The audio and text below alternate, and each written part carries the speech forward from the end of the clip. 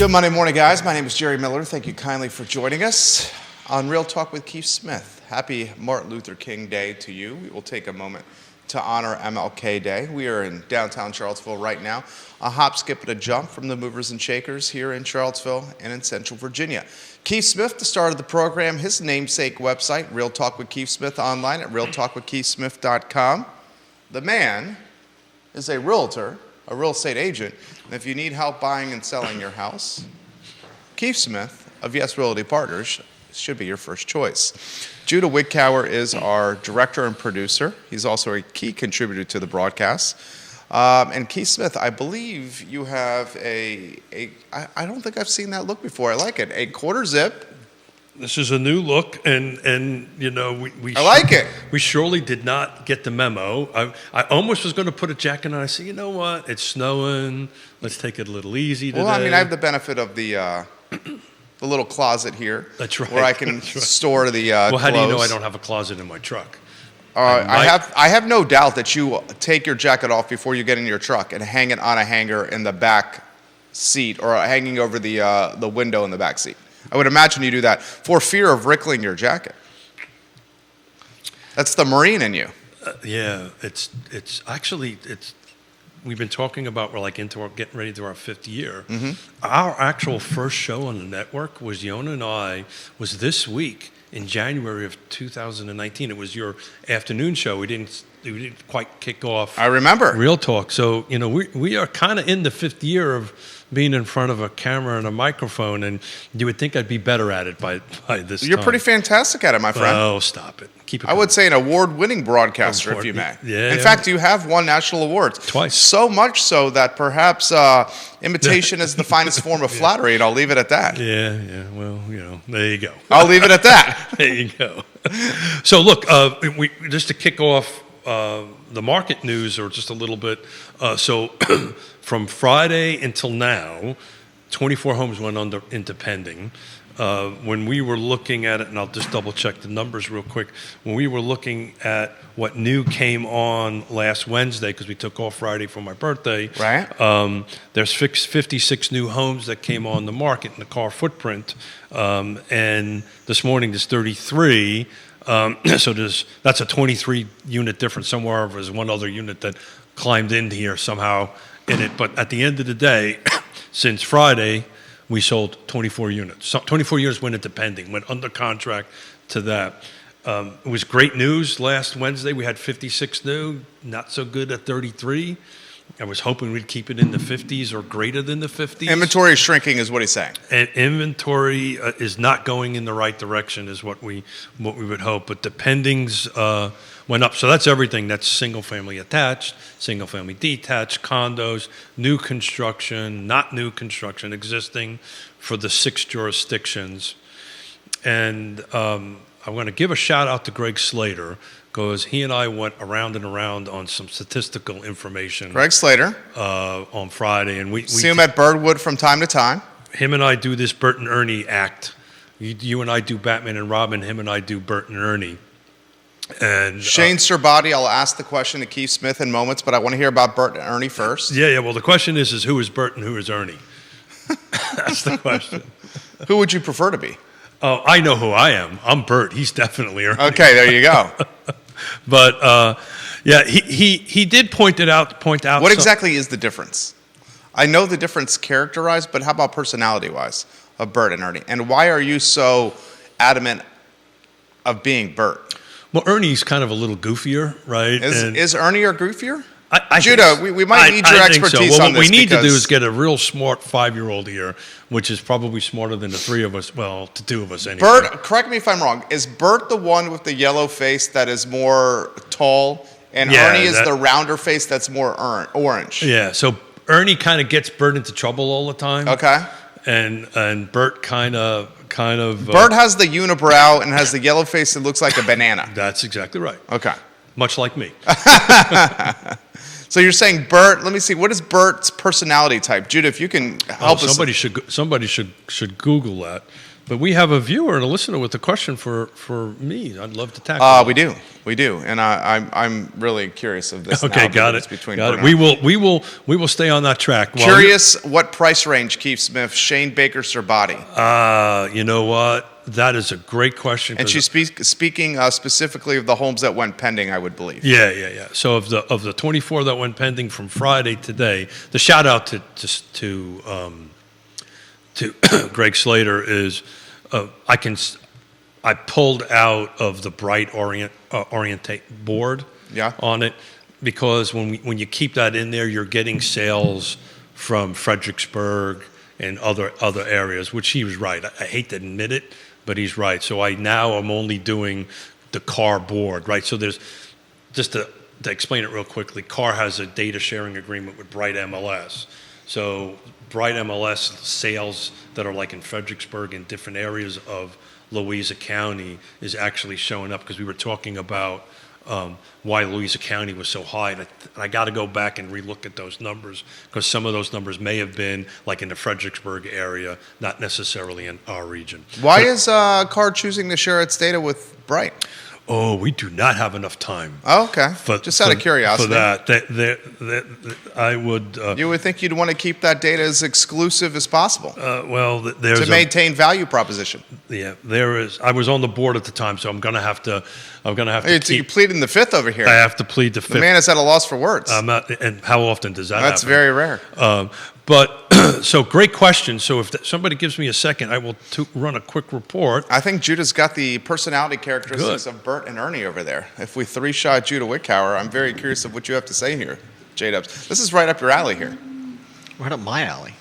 I mean, you were a pop culture aficionado. I guess. I don't know much about but you looked it up, Sesame didn't you? Street. I did look it up. I got that data for you when you're ready. Fantastic. Judah, what do you got? Bert is timid and calm. Is Bert the yellow face with the unibrow and the skinny, tall head? Yep. He's timid and calm, okay? Bert is an old soul who prefers reading pigeon stories over anything else. His hobbies are all low-key activities like tending potted plants. Okay, maybe I'm not Bert. He doesn't often joke around with others. Despite this, he gets along well with almost everyone on Sesame Street, and also puts his best effort towards understanding people different from him. Okay, and Ernie? Ernie is silly and energetic. Oh. He is known by everyone on Sesame Street for his characteristic laugh, which can be heard every day. Good-natured but naive, Ernie occasionally makes jokes when people aren't in the mood, though he's quick to recognize his mistakes and apologize. There we go. He's a positive person, always amused by something that's happening nearby. A lover of board games and puzzles, he likes a healthy competition and encourages others to play nicely. Okay. Bert and Ernie. So Thank you, Judah. I think I want to cherry pick some of the attributes of both of them. Can you do that? No. I don't think you can do that. You're either one or the other. That's true. But I think for the sake of when he and I do presentations, I'm more Bert and he's more Ernie. And we do fair enough presentations together for housing affordability and all this great stuff. So price range, it's very interesting. So and attached, they break it down by 285 to 289. One was sold. 340 to 344, one was sold. So there was a bunch of singular sales in these different price ranges. And then there's 1, 2, 3, 4, 5, 6 of them in the attached. In the condo, that was 6 of the sales. 6 that went pending. 6 that went pending. That was at the villas at Southern Ridge. That I'm just looking at price points at the moment. 225 villas at Southern Ridge. There was one. 340 to 344, 1, 385 to 389, 1, 420 to 424, 1, 495 to 499, 1, 510 to 514, 1. So for each one of the price breakdowns that they've done, there was one sale. On the condos, there was one in the range of 185 to 169, one between 270 and 274. Here's the detached. That's the one that looks at the most of it. And it's really interesting. I probably should copy this and send it to Judah if he can post it because it's interesting. Each one of the price ranges, and they have 1, 2, 3, 4, 5, 6, 7, 8, 10, 11, 12, 13, 14, 15. There was one sale with the exception of 2 price ranges. 325 to 329, there was 2. And 675 to 679 was 2. what this is telling me, every price range had a sale. Yeah. I've never actually looked at this data from that perspective. It's very interesting. It's literally, of all the 24 sales, the only one that had two. There was only two that sold, and so let me try to do this again. There was only two price ranges that had more than one sale in it, and both of them were two. The 325 to 329, there was two, and then there was the 365 to 375 to 379, which was two. So what he's saying in a nutshell is this. If you list your house and it's priced fairly well out of the gate. All price ranges are selling. And it's priced fairly well out of the gate, your home is going to sell. All price ranges are selling. That is what he is saying right there. That's what that data is telling me. All price Neil ranges. Williamson, for what it's worth, I see Jerry Miller as the Count, Judah Wickhauer as Beaker, while I tend towards Oscar. He tends towards Oscar. Yeah, Neil Williamson tends I'm not towards sure Oscar. how I feel about that. What is the? I need to get up to speed on my the psychological qualities of Sesame Street. Can you give me the? Did you ever watch it? Can you? No, no. Can you give me? I had very limited TV time growing up. Same here. Can you give me the personality traits of the Count and Beaker and Oscar, Judah Wickhauer? When I was growing up, and this is obviously when I was growing up, I walked 10 miles in the snow uphill barefoot. Hold on. I know. Go outside and walk barefoot? Anytime someone starts, I don't feel old, but then I make commentary like when I was growing up. But genuinely, when I was growing up, we were not allowed screen time, TV time. We had 30 minutes of television per night. We're instructed to play outside, do sports outside, and had legitimate reading time where my mom would quiz us on.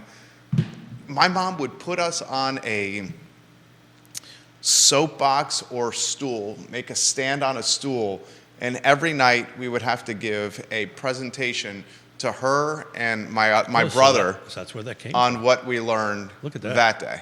Look at that. Literally every night. Your mother was training you for this. Every night she would do that. Shane Baker, Surbati, very little showing activity.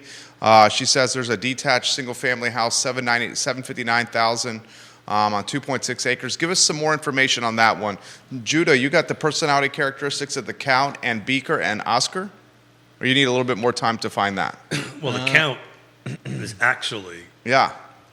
I can't believe I'm actually going to say this, is my favorite character. Why is the Count? Well, that's me, I know evidently. that. It's my favorite character on that. Well, thank you. I just like the way he does what he does. Was the Count mischievous? Well, the Count is the Count. He's a vampire, right? Jesus. Right? He's a vampire. I need you to help me out here, Judah. Go ahead. That wanders the night and counts things. Wanders- Right? That's what he does. He's the Count. He counts things. It's a great time. That was classic TV. You know, that was probably the only TV we were allowed to watch. And as a kid growing up, you know, it was black and white. Rabbit ears had the tinfoil on it. And if you wanted to change, somebody wanted the channel change, I got smacked and I had to get up and turn the channel because, God forbid, nobody had a remote. I would imagine Lenny gave you the little pop there. Yeah, you know, Pop was always working. Papa wasn't around very often. I was actually thinking of something. I talked to my mother for my birthday on Thursday. I remember as a kid growing up, you know, the big treat was to go on Saturday the matinee to see the Walt Disney movies because they came out like in the 60s and the 70s. They came out like on a regular basis. But we used to go out on a mom and son date, my mother and I, and it was before the rest of the four brothers and sisters. And well, my little sister Kelly was around. She's only 2 years younger than me. Judah, you have the personality traits there? Yeah, according to this website. So I don't Is that know on a how- 3-shot? Not yet, but it will be. Neil Williamson, we're going to get There we to the go. Count, Beaker, and Oscar here. According to this site, the Count Is is it a trusted mysterious and grandiose. Oh. The Count doesn't always come around, but when he does, he brings a lot of energy. His passion for counting rubs off on the people around him who generally join in the fun. He's right. Besides really enjoying numbers, however, the Count is somewhat of an unknown. He's friendly with the other residents of Sesame Street who enjoy his company, but he'll often slip away after the counting is done, presumably to go count elsewhere. Okay, how about, I like that. I'll embrace the Count. How about Beaker and Oscar? They did not have Beaker on this site. Yeah, that's a relatively new one. I don't remember, but Oscar's a classic. Beaker's been around for a long time, Has he? Yeah, but he I doesn't don't have remember. much But personality besides getting blown up by the by all the What's the one with Bunsen- Gonzo? Bunsen's That's it, Experience. Gonzo. But I think I might be Gonzo. moving into the Muppets. So there's this transition. yeah. This is a real estate show. It's a real estate show. We are going to There segue is this into buying and selling real estate. There is a transition somewhere between the Sesame Street to the Muppet Show, which was a classic show. And Gonzo was one of my favorite characters on the Muppets. But speaking of... What was Gonzo? I think he was a chicken. A chicken? Well, he had little chickens that followed him around I think that's a bit. good question for the audience. What do they think? What was, mean as far as an animal goes? Yeah. I think he was a rooster or something that went seriously wrong. What was Gonzo on Sesame Street? Put it to the feed. We'll relay it live on air. Well, I think Gonzo was in the Muppets, not on Sesame Street. So that's the second question. Yeah. Right? I don't think Gonzo was a Sesame Street Right. Gonzo was character, on the right? Muppets. Big Bird, the Umphalump. What's the elephant one? I'm such at a loss here. I feel... Snuffleupagus. What's that? Snuffleupagus. Snuffleupagus. Oh, my that's gosh. it. Was the elephant-looking character. Yeah, it was a lot of fun. That's Sesame Street. this is And that's resonating Sesame with the Street, viewers and yeah. listeners. I see it in the feed. Yeah, we're but we'll He make is a Muppet, multiple people are saying. Yeah. Well, we've got to add a Sesame. We can, I think, for the sake of a show, we can either appoint a Sesame Street or Muppet character to a person, because on Friday, and Neil and Ned have agreed to come on, and we're going to chat Albemarle County. Neil housing, Williamson and coming all on the that stuff. program. So it's the Neil and Ned. Well, I think it would be the Ned and the Neil show, because Ned alphabetically would come before. Neil Williamson as Oscar coming on the program. This is what- put on the feed here from Jennifer. She says, Gonzo is ambiguous. No one knows what Gonzo is. That's Yeah. what makes Gonzo great. That's what makes Gonzo Gonzo. Yeah. He's a mosquito. Judah thinks he's a mosquito. Someone said on the mosquito? He's got a feed, beak. Really? Thomas says he's a frackle. A Fraggle. A Fraggle. Yeah, what Oh, does man. that mean? Oh, Fraggle, like Fraggle I don't even Rock. know what that Fraggle means. Oh, hold from it. Now we're really HBO. getting into it. This is almost like having a... No, a frackle. Frackle, he says. A frackle. I think you spelled it wrong. It's not frackle, But is C-K-L-E? But what about Fraggle Rock? I think he's talking about Fraggles from Fraggle Rock. Yeah. Okay. Which is a offshoot. This is much like I don't think a it's an geeky offshoot. conversation about Star Wars, right? and all that stuff. But there's a Fraggle Rock, which is a whole different offshoot of this. That So was the- on HBO, though. I don't think that was an offshoot of any of these shows. But I believe it was a Jim Henson production. I may be wrong. I think it was. I'm at a loss for words here. This is not in my and that does not happen very often. bailiwick. Postcards from Uncle Traveling Matt. So we've got to come up. I don't think he can hears. Does I he hear? can't hear him. Yeah. My hearing aids are not picking. Thank you. Yeah, I can tell you're not hearing him. I'm not hearing him at all. Yeah, why is that? It's because my hearing aids are not picking up his voice. That's why. They don't work left. They only work straight. No. Do we need to get into this? I really do. Let's go to the studio camera Okay. so people can see the isosceles triangle of content. No, excuse me, the equilateral triangle of content creation. That is the Real Talk with Keith Smith Network. We are in a triangle position of equilateral distance. And Keith, you're reading my lips. Is that what it is? No. Okay. I would love to. Okay. So So I it's don't a little know bit of this. both. I'm reading your lips. Okay. So if I was like this, Keith, Keith, you're a Muppet. You can hear it. I'm covering my mouth for those This that are. is a family-friendly Okay, show. no, guy. I didn't use a profanity. No. Everything was above board. So I have a software on my phone Okay. that I can control it. And what you don't know is before the show, I can change the direction. So right now, the direction of the hearing aids are picking up stuff that's in front of me, which is you. Did not realize And that. if I was to open the range of the hearing aids. And it's to tie a little bit to MLK Day. You know, most folks do not know how important Dr. King was to the adoption of the 1968 Fair Housing Act, right? So there's these protected classes that we all operate under as far as housing goes and buying and selling. And one of them is disability. And I'm disabled. We know that. Behave. Neil, behave. But 15% of people have hearing loss or a substantial hearing loss, and I'm one of them. But if I was to set if I would take it away from focusing on you, because you know everything's about focusing on you, I would hear all the road noise and everything that's from the road, and it would distract my attention. Woody Fincham watching the program, he says, my nickname playing soccer in high school was Fraggle Rock. I had a big mane of hair. Woody Fincham says, gentlemen, the connection between the three shows is Jim Henson. That's it. Jim Henson. Jim Henson is the connection. Cully Baggett watching the program, the developer, he says, Ned Galloway looks more like the Count than Jerry. I think you should do a comparison when Ned Galloway joins the show and gives the laughing Well, emotions. that is going to be the kickoff topic. Forget about this housing stuff in Albemarle.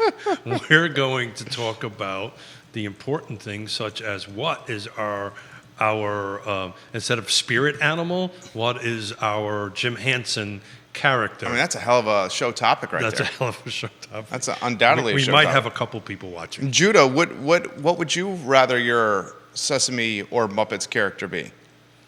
We should send It out. should be the pensive one that overthinks the. What do you got over there, Judah? So all Henson characters are on the table. Is that what we're saying? Sure. I don't know. I don't know really any I of these. think he's Go ahead. more like Kermit the Frog. Kermit the Frog. Okay. What's Kermit the Frog do? Kermit the Frog is basically runs everything in Okay. in the Muppets world, right? You know, he's kind of controlling everything. Right? I try not to do that. No, him. He's the one that's in charge of the show. He's Oh, the one- Judah. He's the director. I think he's more of a Muppet Kermit the Frog. Here's Kermit. Are you putting Kermit on screen?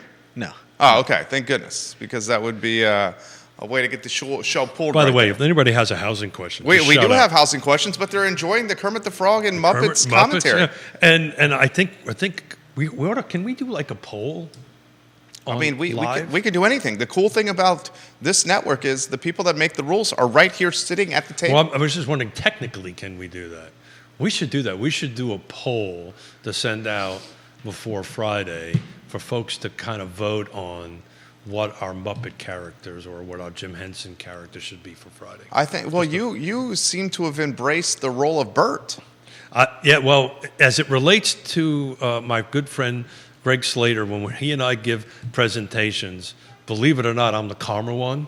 So therefore, That is surprising. That is very would surprising. Greg agree with that? and I You're saying Greg would agree with that? I don't really care. I don't think Bert would care either. God, you're something special over there. Something special. You're right? something I am special. something special, that's for sure. 15% of the people in the United States have hearing disability. That's a big number. I see that. I see that. I know how important those hearing aids are, and you often give props to the VA. I do. Well, that would be one of the other fair housing protected class would be veterans. Woody Fincham says Judah is Scooter. Scooter. Scooter is Judah. Oh, good job. So I'm looking Woody. up. Scooter is the guy that runs around and tries to get everybody on track. That's a good one. Judah is the one. Scooter. Scooter's the one that makes sure like people show up on time and get in front of the microphones on time and go on time and stuff like that. So that's a good one. So Scooter, should that be your new nickname on the talk show there, J-Dubs? Scooter. I don't know about that. You don't like Scooter? I like Scooter. He doesn't like Scooter. I like Scooter. Those questions come on the feed here. Is the expectation for additional inventory to come on the market? Good gracious, we've been looking forever. Yeah. Look, I think this is going to be a roller coaster ride for the foreseeable future, up and down, 1 week's up, 1 week's down. We had a really big surge, pretty much kind of right after Christmas, New Year, you know, and that's surge is kind of a big word, right? You know, we grew from 17, 15 new units up to 50, which is a pretty decent jump. The number needs to be more. Now we're back down to 33. We'll see what it looks like on Friday when we look at this again, or Wednesday. But I suspect what you're going to see is this seesaw up and down as stuff comes on. I mean, it's obviously, and since Friday, 24 went pending. I can't highlight this enough, and he's the expert over there. The pent-up demand in this Central Virginia real estate market should not be underestimated. So I think There is significant pent-up demand. So I think what this is validating. Big word. Wow, Keith. Bert, good job. I think that- Even Scooter's impressed. I think that hurt. What this validates is, you know, the time to buy a home is now, right? And, you know, as stuff comes on the market, people are entering the market as quickly as stuff is coming on. They're going off. Again, you know, since Friday till now, really that's just all day Friday, all day Saturday, all day Sunday. So in 3 days, 24 units or 24 homes or properties went into the pending status in the car footprint within the car origination board. Thank you, Mr. Slater, on it.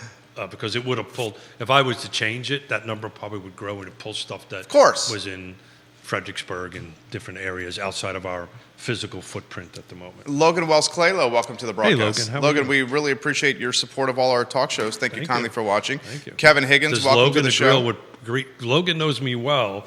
I'm curious what her opinion is on my character, me being Bert. Beth Mark. We're pivoting from superheroes to Muppets. Beth Mark, welcome to the broadcast. Thank you kindly for joining us. Aaron King, hello. Mr. DL, hello. Welcome to the broadcast. Kevin Yancey, Carrie Rock, Kyle Miller, Gracie Armstrong birthday, Kyle. Haynes. Welcome to the show. Kyle, we're excited to see you back in the saddle this week. Kyle, Juan Diego, and myself celebrate on birthday on the same day. Kyle's birthday was this past Thursday. Was Thursday. Did Juan not realize Diego that. Wade was Thursday. So happy birthday, gentlemen. Happy birthday to all that are watching the show near and far. This question's come on the program. If rates fall, don't you think the inventory is going to pick up? Yeah, I keep on forgetting to bring it in. I need to bring in my prop. I will do that. We'll put a note down here for Wednesday and Friday, because on Wednesday we're going to have Maggie Gunnels in. Maggie Gunnels. And one of her team members, and we're going to Which one? She hasn't decided yet. The Gunnels group. She's going to let us know. But we're going to focus exclusively on Lake Monticello market. Okay. The 23 numbers, right? And then where it's kind of going forward. And we're just constantly, I just looked at it this morning, we're constantly in this sub 15, sub 20 active listings in the Lake Monticello market out of 4,500 homes. But we're going to talk about that a little bit and talk a little bit about how that market is going to trend a little bit. And then after we get past on Friday with the Jim Henson conversation, I want to talk a little bit about the numbers from Albemarle County sales with both Ned and Neil, and then talk about a little bit future, what Ned and Neil see the future is for housing in Albemarle County in particular. But look, 10 homes on the market in Lake Monticello is it right 10 now. really? I haven't 10 looked. out of 4,300. Good Lord. Oh, and one of them's a paper house. Two of them are paper houses. So we're talking 8 homes in Lake Monticello right now out of 4,300. 8 homes. What do you make of that, Keith Smith? Let's go to... I've got 11, so... why is what you have... oh, you know why? Because I might... 2 of them are paper houses. Did you track those, take those out? No, this is everything. Yeah, take out the paper houses. And Glenmore, there are... So it's interesting. So if I remove new construction, that number drops to 6. There's 2 So it's- on the so- market in Glenmore. So it's probably, let me look at it real quick. It's probably the coming soons that you're not seeing. No, there's no coming soon. 2, including 3, if you include what are you one looking active on? with a kickout. I'm looking at the Glenmore market right now. Got it. You pivoted. Lake Monticello, I can go back to what the marketplace sees or the consumer on the car Well, website. it should be the same. You have 2 active. paper houses on there. Maggie's got a listing. Yep. 1, 2, 3, 4, 5, you know why? 6, Watch this. 7, 8. There you go. So back to Greg Slater's origination board. So I keep in car and Bright. So if I just do car, it drops it to 10, which is your number. Yeah. Right. Yeah. So if one of them is an actual Bright listing, meaning that it actually was listed in the Northern Virginia MLS system for sale down here in Lake Monticello, which I've got an issue with, but Because they're not experts in this market. yeah, I'm going to stay away from that. I mean, but that's- yeah. Well, yeah, it's.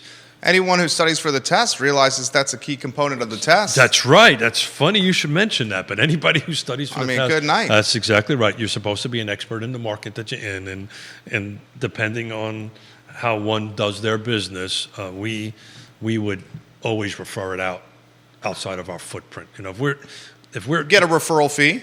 yeah, of course, yeah. Referral fees are paid by brokers and not salespeople to salespeople. It's That's got to be paid by your broker. That's exactly. Look at you, all your studying and Oh test man, stuff. I've learned from you on this talk show. There you go. So it's interesting, but it's funny taking a look at days on market for Lake Monticello. I'm back on that, and this is going to be a great question for our Maggie. friend Maggie. I mean, Maggie right now has got a 259.9 listing on, is it Loblolly Road? Correct. It might be one of the most affordable detached properties in Central Virginia. It is. The definition of a fantastic starter home, 3-bedroom, 2-bath, 1,300 square feet. That's exactly right. So that we probably, if it's not under contract by Wednesday, we'll talk to her a little bit about that and see, how she feels about it. It's been on the market a little while, 56 days. So I'd love to pick her brain a little bit. A handful of these Lake Monticello listings have some DOM length. Yeah, that's what I'm looking at right now. So there's a couple. Why of them. is that? If the demand is there in the other markets, in the other neighborhoods, and you're seeing the inventory trade, why are we seeing some of these Lake Monticello homes, I don't want to say getting long in the tooth, but have some increased DOM?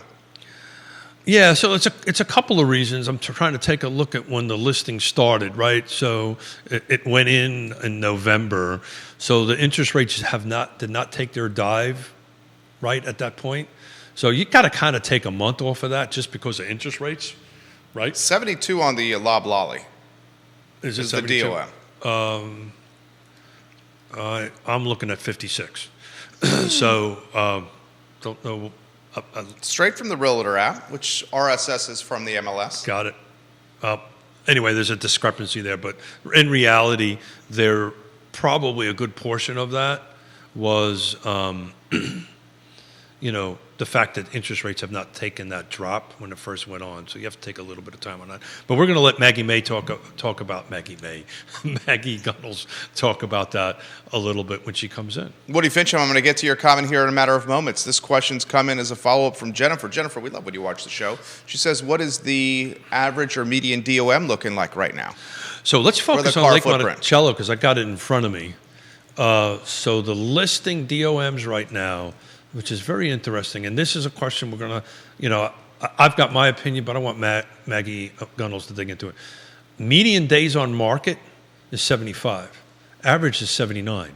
So that's, when it's that close, that's kind of where the market is, right? So when you have these huge spreads between median and average, let's say median is 2 and average is 79, but when you start getting your medians and averages closer, and that's pretty darn close. When the median and average days on market for Lake Monticello, which is a correct and a fantastic barometer of the real estate economy in Central Virginia, 4,300 homes, all relatively the same size, all relative lot size, a lot of comparables in that neighborhood. When the days on market is flirting with 80 80 days. Yeah, that's getting close to that 90.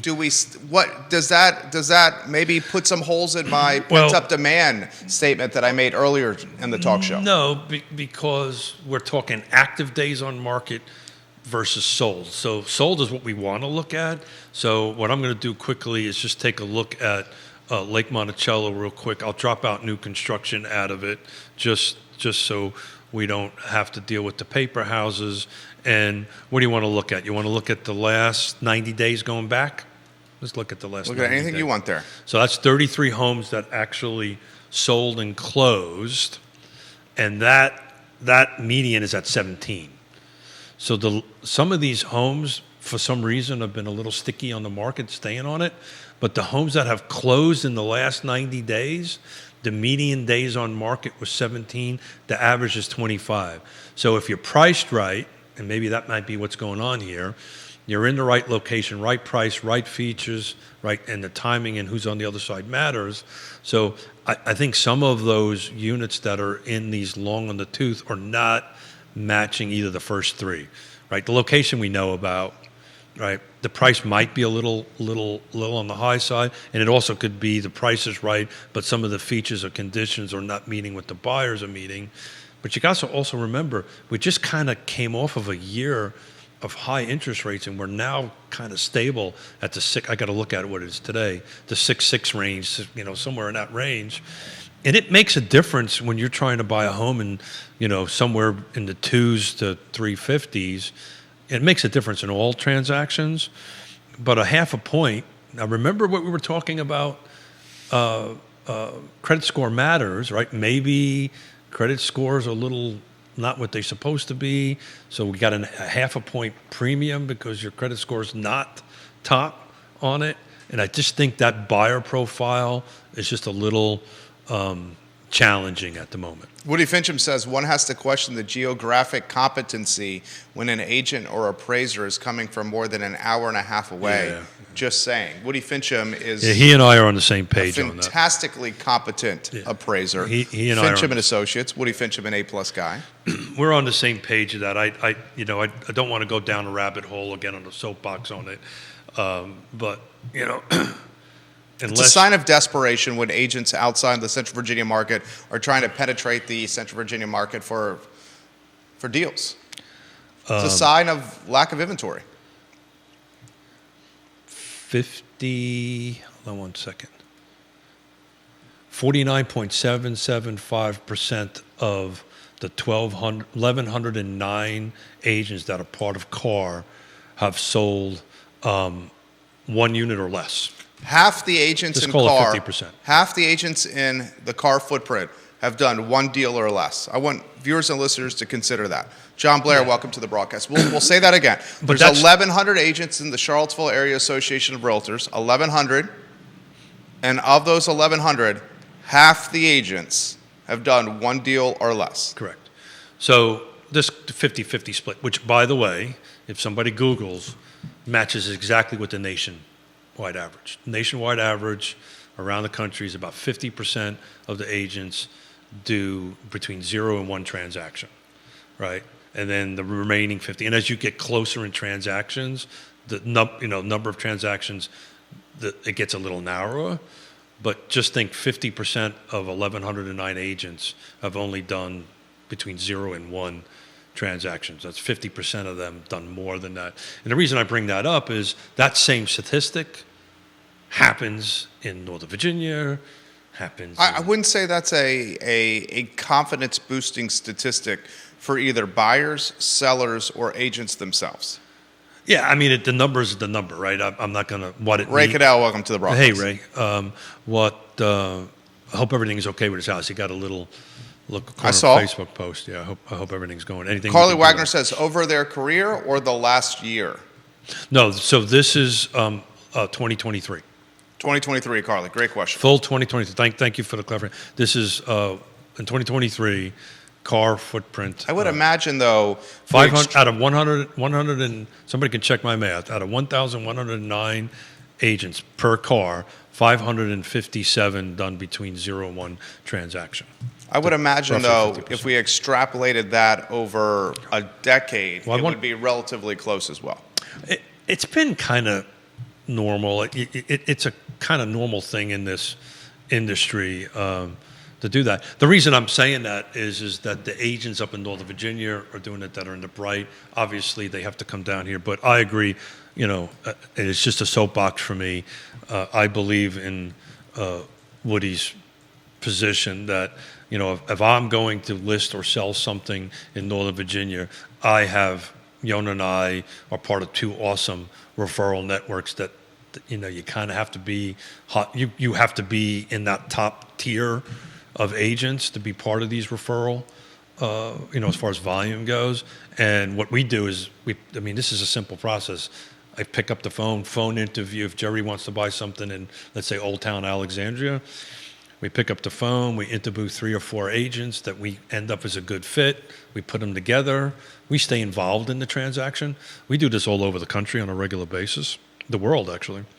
And we want to make sure that there's a good relational fit between the client and who's going to help them, their trusted advisor.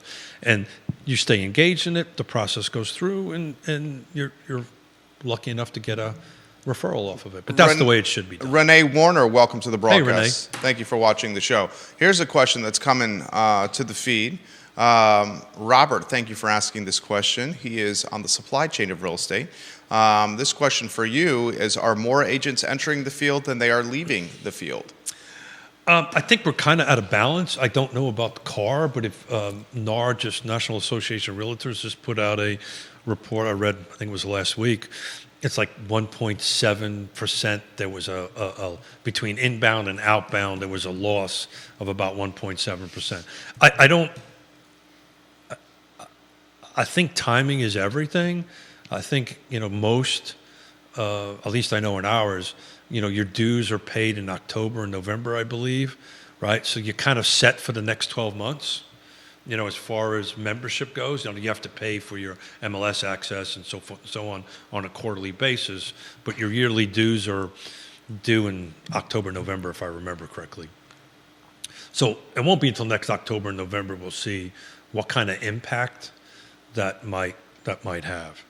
But you've got, when you got 24 transactions happening in 3 days, there are agents making transactions, right? There are deals happening. People are buying and selling homes and putting them under contract. And if that number stays steady, which I suspect it won't because inventory is not going to match it, that's what's going to happen. The comment, which we don't have to touch on, we had an idea it would come up about some of the latest news at the National Association of Realtors. That is obviously now getting into the non-insiders news cycle. It's in national news. It's in the national news. That's what I meant. It's not just in the trade publications, if you may. It's not amongst us geeky people. That's what I meant. Thank you. You said it better than I did. It's out there. Yeah. Yeah. When So I'm seeing that on a couple feeds right now. When my mother-in-law, my mother-in-law, God rest her soul, she's passed. When my mother asks me about it, it's in the national news. So what specifically is the question? I'll see if I can tackle it. Do you want me to get to that? Yeah, sure. I'll just tell you if I don't want to answer it or not. We'll Okay. The question is, another president or head of NAR has resigned. See. Yeah. So we don't know why. We know it was this is public record at this point. It was some sort of blackmail against the president. We don't know why. This is the second president in a short period of time. Yeah. So I can assure you that the association, from an optics perspective, got a little brand rebuilding to do. Hopefully they tackle that. I know we actually are fortunate to have a board member that's part of our organization, part of CAR. We're going to highlight the fabulous Denise Ramey. You can. So she's working her proverbial tail off with the board to hopefully rectify some of this stuff. But, there is when an organization gets hit with this many stuff, it's just a hard thing to navigate. And I'm trying to delicately do this because I surely don't want to say anything publicly that impacts what they're working on, other than stating, doing my Captain Obvious socks that, it's out in the public conversation. It's a bit of branding rebuilding they need to do, and I'm sorry to hear that happened to her, and I'm sorry to hear that it happened to all of us. Do you want to leave it alone there? Yeah, I mean, I'll tackle whatever questions up there. I'll just do my best to. The follow-up was, does he expect membership to drop? I think membership is going to drop, not because of this. I think it's purely a numbers perspective, right? If there's 50% of the agents doing 0 to 1, eventually there's a cost relationship to it, right? Because if you do one transaction, I find it hard to believe for whatever you might net out of that. And typically, when you're in that transaction level, your split is pretty high with the brokerage. Don't know that, but typically that's the case on it. So the amount of revenue you got coming in versus your expenses just might not work. And that would be more of a reason why I see agents drop out, other than these other issues. I think for the most part, most agents don't, they focus on what's in front of them, not necessarily the bigger picture. We geek out on this stuff because we read prolifically. Everything. Yeah, we read prolifically. Absolutely. Okay, you handled it well. Very nicely done. Hopefully I did. I'll find out if my phone starts ringing after this. If it starts ringing, it's uncalled for. I thought you handled that respectfully and appropriately. There you go. Woody says, I'm pretty sure Carr is net positive in members, Keith. Yeah, he would know more. He's on the board, right? So I don't have access to that data anymore. But I think there's just going to be enough transactions happening that we stay balanced for a while. I think when it comes back to having to spend the money you need to spend at the end of this year, that decision might do. A lot of people just hold on to their licenses just to hold on to them. What is the cost of that? I don't know, because I'm a professional. We do this for a living, so it goes into it. But there's ways that you can put your license in inactive and still have it, and kind of different things. But I'm sure it's a few $1,000s. I don't know, to be honest with you. I know how much it costs us, because we pay quarterly dues and MLS, and we're part of multiple MLSs, so we spend a substantial amount of money per month or per quarter on MLS dues. So we're part of 3 different MLSs that we belong to. Keith Smith, Yes Realty Partners, crushing it right now. Just chatting, that's all. That's what the beautiful thing what we like to do of this talk show is. Here's a very good question that's come on the feed for Keith. So he's saying even if inventory drops, he doesn't expect Keith is saying even if interest rates drop, he doesn't expect the inventory to uptick so much. So does that mean more of the same in 2024 when compared to 2023? So if you looked at a show that we did I think last week when we wrapped up the year-end numbers, I think I was comparing volume to 2019 and 2016. I've been saying for a long time that I think you're going to start seeing the overall volume for the car footprint to be more like 2016. I think that's going to stay the same. What's ultimately going to happen is we're going to do what I think we just saw. What we just seen was, What's up, Dino? Dino Woodfire Pizza is watching the show. Hey, Dino, it was, by the way, great to see you the other day. You're a rock star, my friend. Dr. John Shabe, the owner of Pro Renata, best pizza pushing in town, Dino to maybe open a Jewish deli as his next venture in the community. Ooh.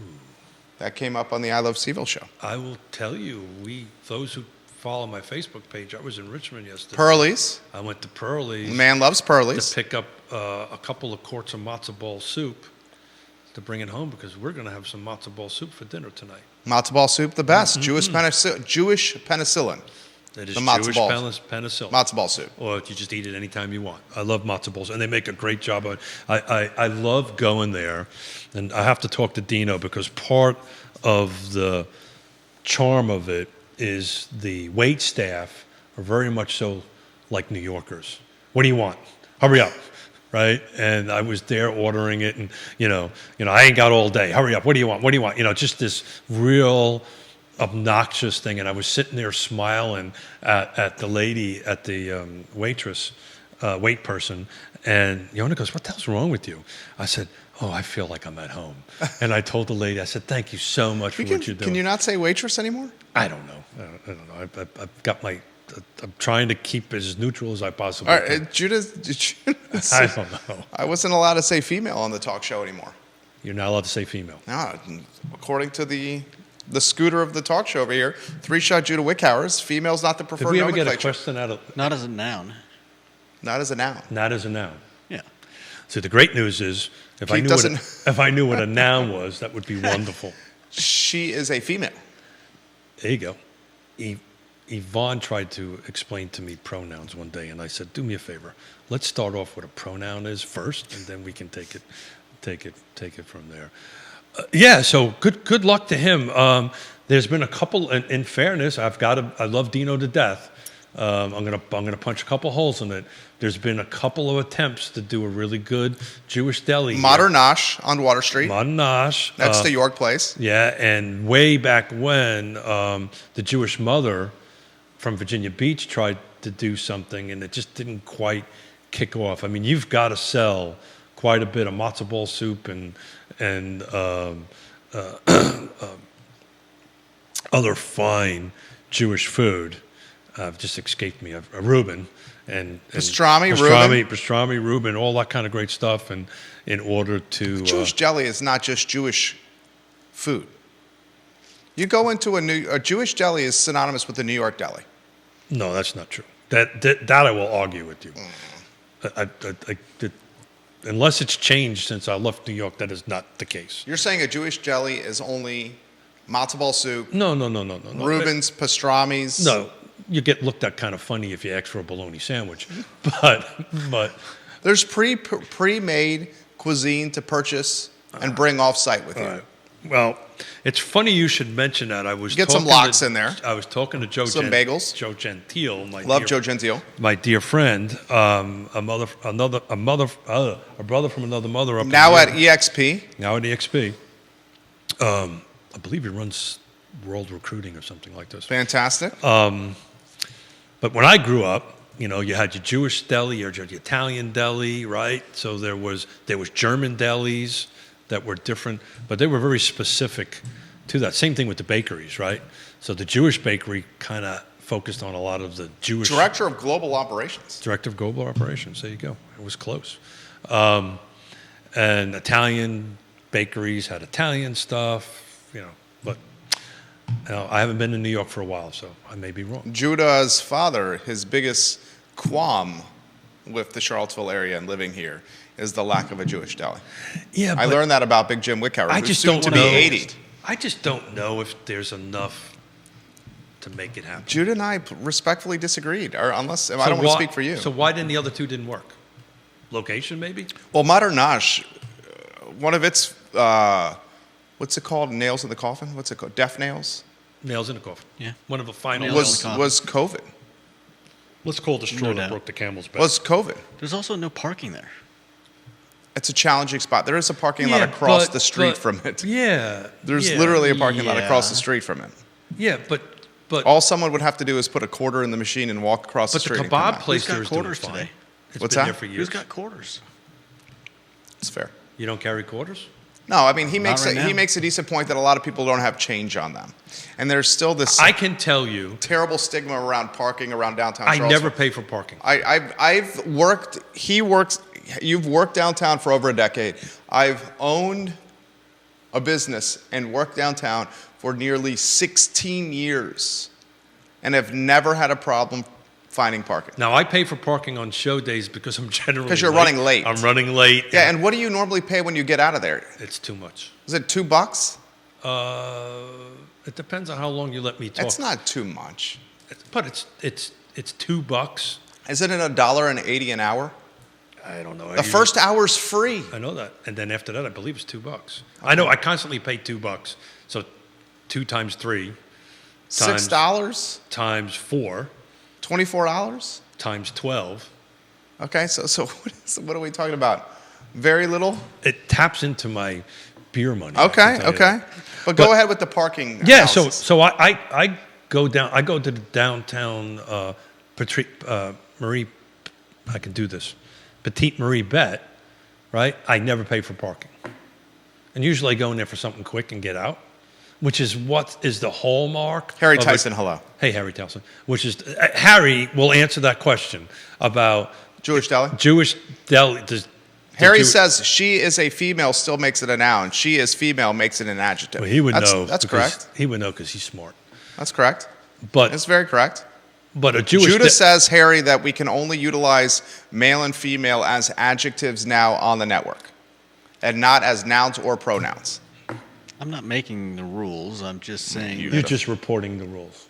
Holly Foster watching the program. Pearlie's does have Jewish food, but it also has lots of new style Jewish food. They don't have a takeout deli counter or takeout food like a normal New York deli. Oh, no. It's in downtown Richmond, and the parking is awful. Only open Wednesday to Sunday due to COVID. I do enjoy eating there on occasion. That's the Queen of Henrico, Holly Foster. I will tell you, Hello, she's Holly. 1,000% on the parking.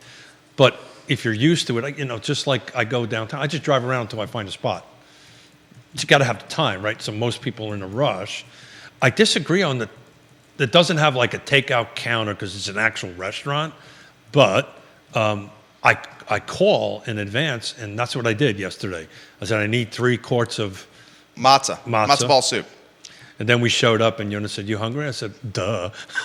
I mean, their matzo ball soup is fantastic. It's good stuff. One of these days, I'm hoping you'll bring us one of those quarts. Yeah, well, I'll bring you alcohol. I will not bring the matzo ball soup. He does. He's very generous. I love you, but not that much. He's very generous. He's very generous. Any closing thoughts for the viewers? No. And any quick thoughts on those football games this weekend? Dallas is going to have some coaching changes. I would think so. Green Bay and its quarterback were in fuego. Green Bay looked like world beaters in the first half of that ball game. Harry Tyson says you want a Jewish-style deli so you can get cheese on your pastrami. There you go. Harry knows what's up. And how about some bagels? Oh boy, it's 11:15. We got to save bagels, pizza. Oh, it's fantastic for a different show. But I'll tell you, a shout out to Dino, hands down, Charlottesville's best pizza. You should try some. There you go. Judah. And that's from a guy from Brooklyn. Any closing thoughts there, Judah Wickauer? Oh, there goes the eyebrows. Is there a camera on him? It is a talk show. It is a talk show, Judah. Apparently, I'm based on my personality profile. Scooter. I'm Gonzo. You're Gonzo. Yeah. Why Gonzo? Is there like a test that you can take that's like an online thing, or you're just reading it? You've heard of Myers-Briggs? Yeah. Based on Myers-Briggs, I'm Gonzo. Why Gonzo? So you went through the test process? He already knew his Myers-Briggs profile, and he applied it to. Got it. I've known that for a while. Yeah. Okay, so Gonzo. And mine is. So I called it. I don't know your Myers-Briggs score. But you've known me well enough for 13, 14 years, and you know the Muppets. And Sesame Street. Is there a Muppet character that's just like the devil? I'm sorry. Oh my goodness gracious! Look at that. Hey, we got to go. It's 11:17. We do have to go. Keith Smith is archived. Talk show Real Talk with Keith Smith is archived online at realtalkwithkeithsmith.com. Wednesday he's got Neil Williamson and Ned Galloway. Nope. That's Friday. Oh, that's Friday. Okay. Wednesday's Maggie Gunnels. And one of our team members from the Gunnels Group. Gunnels Group. We're going to focus on Lake Monticello. Okay. So keep an eye on that. Get all your Lake Monticello questions ready. I noted down the ones from today. And Friday, it's going to be the Ned and Neil show, and we might focus about Muppet characters. I love it. Real Talk and with Keith Smith. The I Love CVille show, guys, is up at 12:30, where the conversation will continue. Judah Wickauer cannot wait to be gregarious, outgoing, and conversational. We spent an hour talking about all things Charlottesville related. For Keith and Judah, I'm Jerry. Thank you kindly for joining us. So long, everybody. Very well done. Thank you, gentlemen. Thank you, Gonzo.